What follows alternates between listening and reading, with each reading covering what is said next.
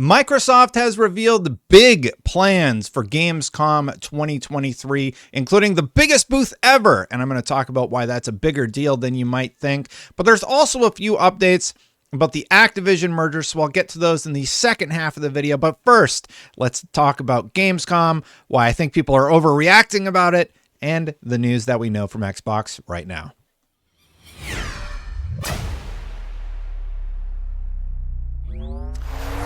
First things first, Gamescom. It's going to be a big deal, and I am very excited about it.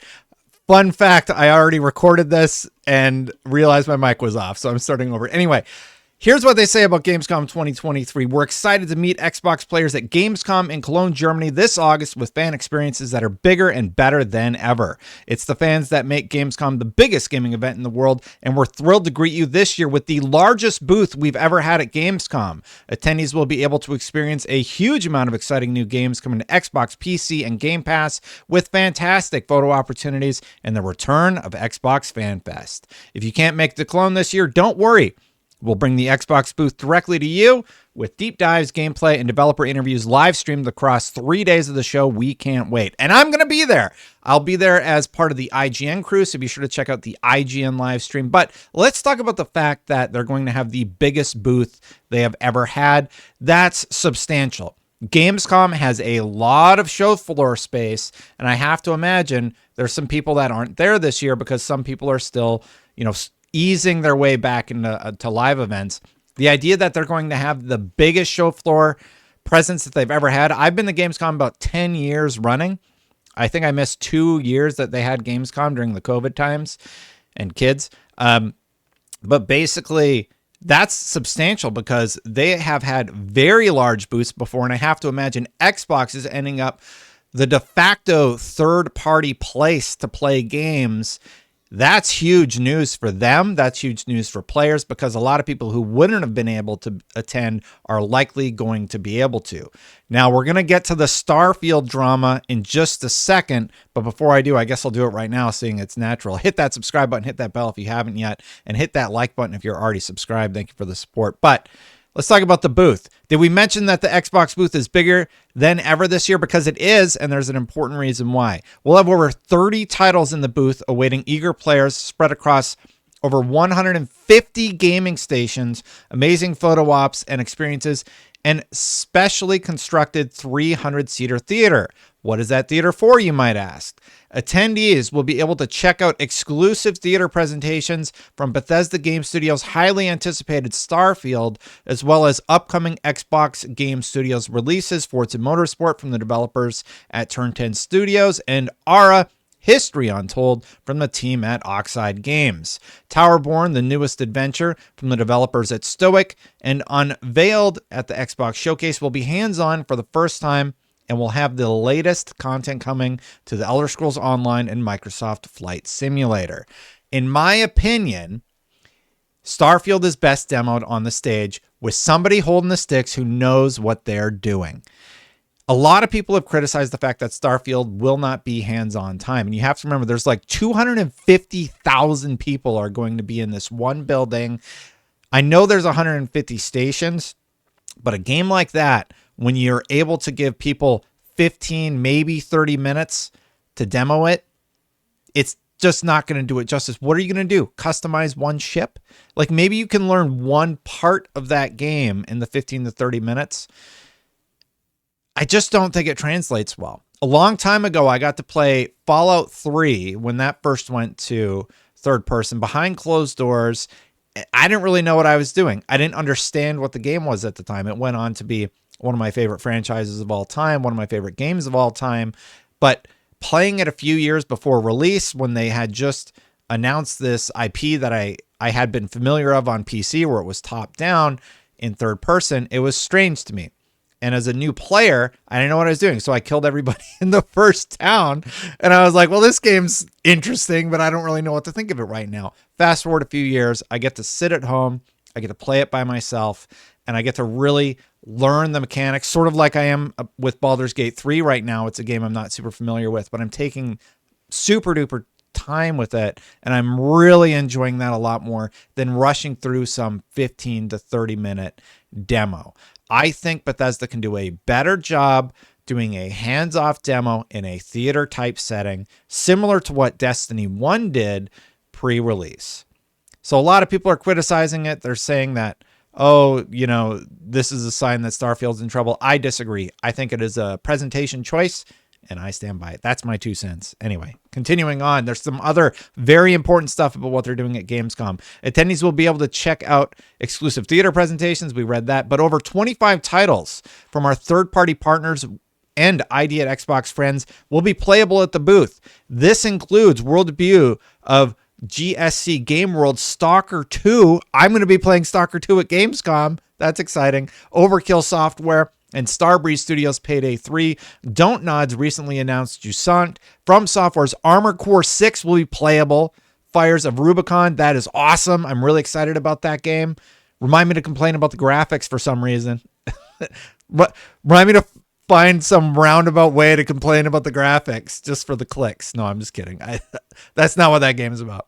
They're also going to have Recreate Games Party Animals, CD Projekt Red, Cyberpunk 2077, Phantom Liberty, Spotlight by Quantic Dreams, Under the Waves, Sega Atlas's Persona 5 Tactica, and more. Attendees can also come help us celebrate 10 years of ID at Xbox and experience a diverse range of ID at Xbox titles for hands-on, including Paradox's Lamplighter League, Thunderful's SteamWorld Build, Amplifier's Lightyear Frontier, and lots more. Whatever you're into, the Xbox booth will have something for you. See the full list of playable titles over here. And I actually went to it, but I didn't see any list of playable titles.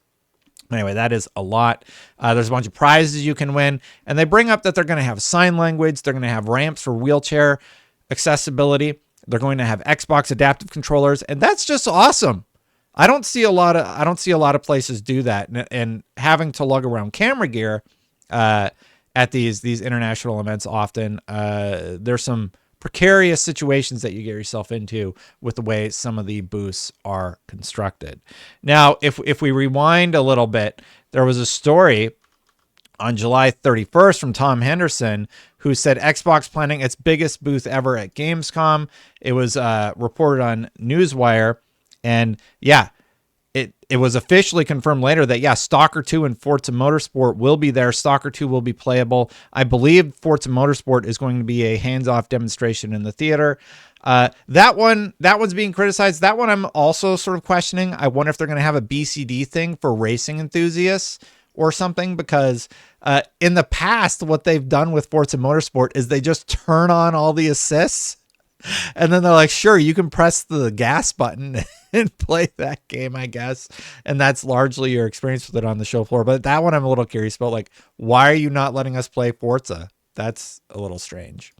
So moving to the second half of the video, a lot of people are wondering what's been going on with the case and new setup. So my mic's, I can see that my mic might be peaking a little bit. Let me just turn it down a little bit. I gave it a 5 dB boost, but I'm also like shouting. So maybe I just need to chill out a little bit. It's exciting stuff. Here's the update that I saw. This is from Robert Serrano. Robert Serrano's always been nice to me, so don't mind citing him. But he said Microsoft has filed a submission to put forward a proposal for a modified relevant merger situation, which would mean that the current approach in the final report and the potential final order would be superseded. And basically, Microsoft said, we can read the original here, pursuant to the request of the CMA on the 21st of July, these submissions draw together and supplement submissions on issues previously raised by Microsoft in response to the notice of and consultation of the CMA's proposed final order, the draft order. I'm just going to sum this up for you. The CMA needed an excuse to backpedal after the FTC folded like a house of cards that was just needed to be pushed a little bit. The FTC never had a strong case. They got the CMA looped in with them on this weak case. The FTC folded, and now my opinion of what's happening is the CMA is trying to find a way to graciously get themselves out of this while looking like they did their due diligence as opposed to waste a whole bunch of people's time, right? Microsoft and Activision are saying, well, we're going to work with regulators. They pushed back the deal to October. But the big reason I haven't been reporting on this is because in my mind, this deal is done. Like, It's closing in October. The FTC has basically folded, and there's not a whole lot to go over until it closes. Florian Mueller, we had him on the show, tweeted the following today. The FTC has a deadline of Wednesday to file the opening brief in its appeal of Judge Corley's decision to deny a preliminary injunction against Microsoft's acquisition of Activision Blizzard. I still can't find a motion to extend that deadline. The FTC has publicly said that they've largely just backed off of the case and aren't going to be pursuing it any further. If the deal closes before that PI appeal is decided, the appeal is moot and will go away for that reason. It is now highly likely that the deal closes, probably still this month, but seeking an extension, the FTC could save the effort. The value of filing an appellate opening brief of maybe 50 to 100 pages just to voice disagreement with Judge Corley's reasoning is extremely limited. I can see why the FTC may not want to withdraw the PI appeal before the deal closes, but seeking an extension would be or would have been a very logical thing in the current situation. Thinking the FTC will do something logical? I thought the FTC dropped it. There are two FTC tracks, the federal appeal and the in-house lawsuit. The in-house lawsuit was dropped for the time being. It could be revived, though, and then somebody said bad words. Long story short, the CMA stuff is trudging along. The judge largely said, yeah, this doesn't make sense anymore. So everybody's signed a deal. Everybody's agreeing with the fact that this is going to go through. Nobody's standing in opposition anymore. What are we doing?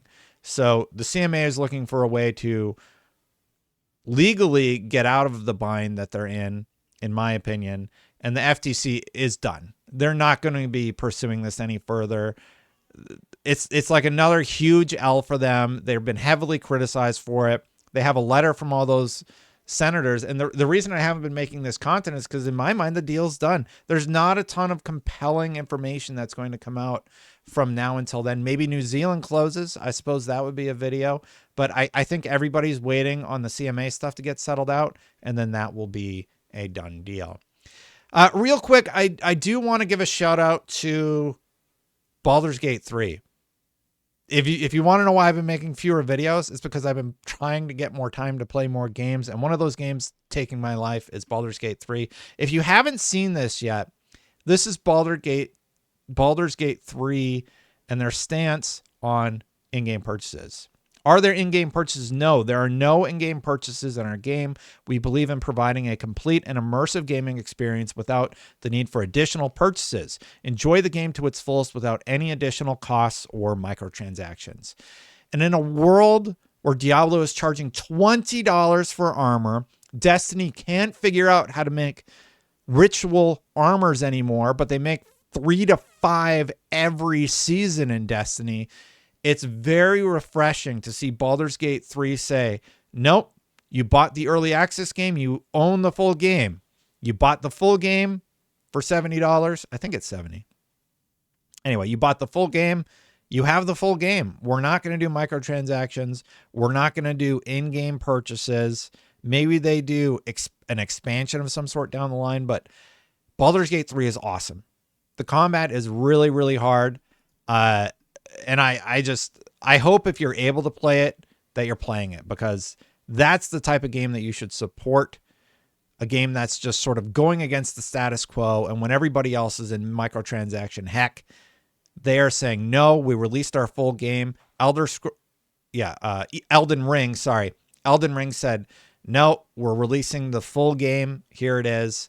And just a real quick note on the Xbox version, according to Larian Studios, Xbox Series S doesn't hold back development and more like takes a lot more effort,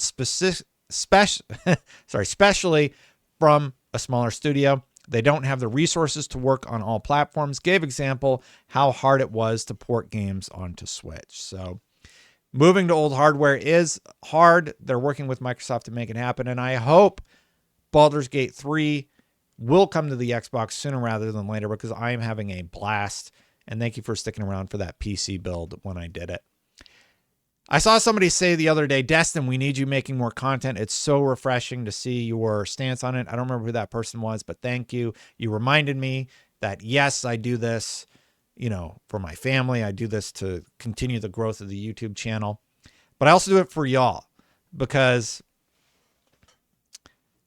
I just like making content for you.